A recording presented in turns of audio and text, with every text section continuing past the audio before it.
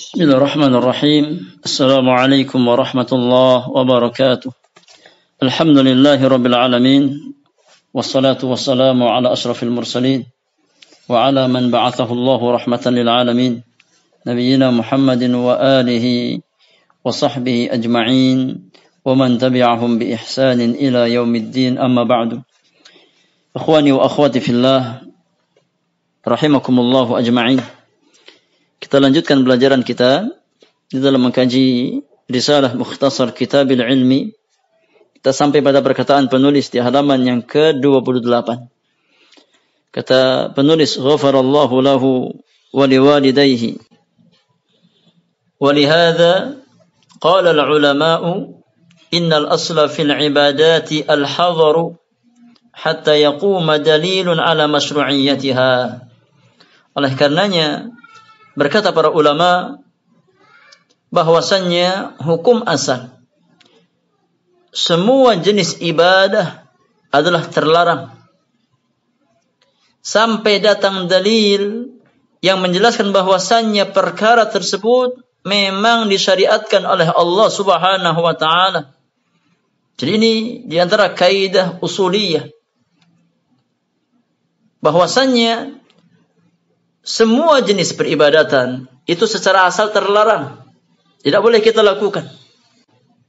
Kecuali memang ada dalil yang menunjukkan bahwasannya ibadah tersebut disyariatkan oleh Allah dan Rasulnya sallallahu alaihi wasallam.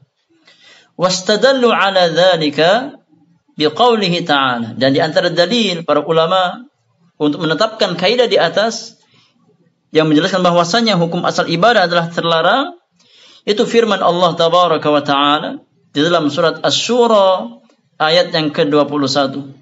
Allah Subhanahu wa ta'ala berfirman, "Am lahum syuraka'u syara'u lahum minad din ma lam ya'zam bihi Allah." Apakah mereka memiliki tandingan-tandingan selain Allah yang tandingan-tandingan tersebut mensyariatkan bagi mereka agama yang tidak diizinkan oleh Allah Subhanahu wa ta'ala? Maka hakut tasyri', hak mensyariatkan, bukan milik manusia, tapi hak mensyariatkan adalah milik Rabbul Alamin, milik Allah Subhanahu wa ta'ala semata. Dalil yang lain yang juga dijadikan dasar oleh para ulama untuk menetapkan kaidah bahwasannya hukum asal ibadah itu terlarang adalah sabda Rasulullah sallallahu alaihi wasallam. وبقول النبي عليه الصلاة والسلام فيما ثبت عنه في الصحيح من حديث عائشة رضي الله عنها من عمل عملا ليس عليه أمرنا فهو رد. Itu sabda Rasulullah di dalam Sahih Muslim dari jalan Ummul Mukminin Aisyah radhiyallahu anha, bahwasanya Rasulullah sallallahu alaihi wasallam bersabda, barang siapa yang mengamalkan sebuah amalan yang tidak pernah ada perintahnya dari kami, yang tidak pernah ada tuntunannya dari kami, kata Nabi, maka amalan tersebut akan tertolak kepada pemiliknya, tidak akan sampai kepada Allah Subhanahu wa ta'ala. Kata penulis, hatta law kana fa'iluhu mukhlisan wa yuridul wusula ila Allah wa karamatihi. Jadi setiap amalan yang dikerjakan tanpa ada tuntunan dari Allah dan Rasulnya, dia akan tertolak.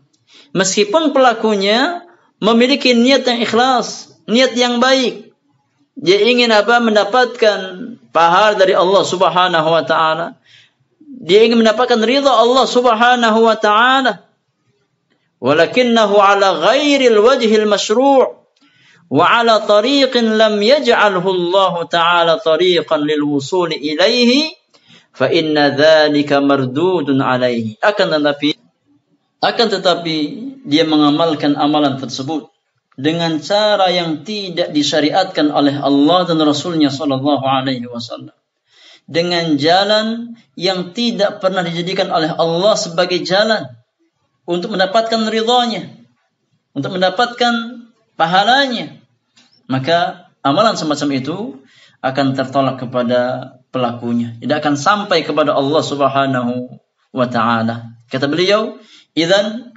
fawajibu talibil ilmi an yakuna muta'abbidan lillahi ta'ala bima 'allamahu minas syar'i la yazidu wa la yanqus.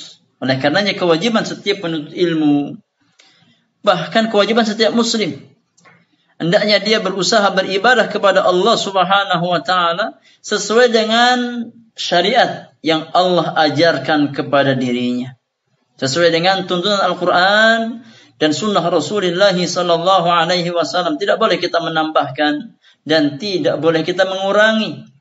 La yaqulu inna hadzal amra alladhi uridu an ata'abbada lillahi bihi amrun taskunu ilaihi nafsi wa tatma'innu ilaihi qalbi wa yansharihu bihi sadri.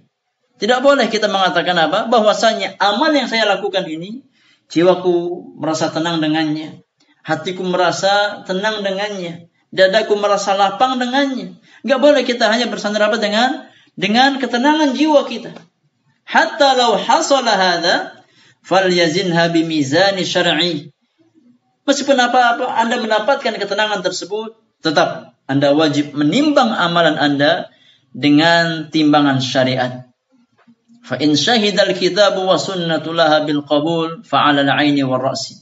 Kalau seandainya memang dipersaksikan amalan tersebut oleh Al-Qur'an dan As-Sunnah, maka wajib kita terima. Wa illa fa innahu qad yuzayyanu lahu su'u 'amalihi. Kalau tidak,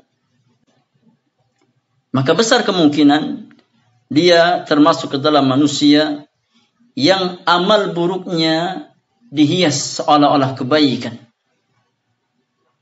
oleh syaitan.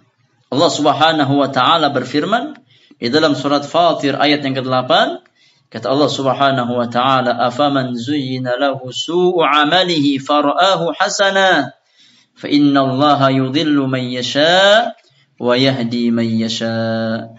Kata Allah Subhanahu wa ta'ala, apakah orang-orang yang amal buruknya dihiasi oleh syaitan sehingga dia melihatnya sebagai sebuah kebaikan, maka sesungguhnya Allah Subhanahu wa ta'ala menyesatkan orang-orang yang Allah kehendaki, dan Allah memberikan hidayah kepada orang yang dia kehendaki di antara hamba-hambanya.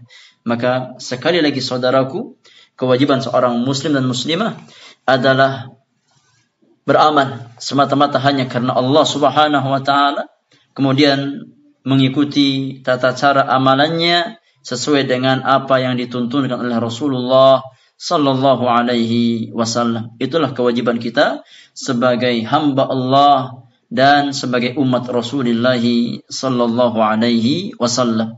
Wa sallallahu ala nabiyyina Muhammadin wa alihi wa sahbihi ajma'in. Wassalamu alaikum warahmatullahi wabarakatuh.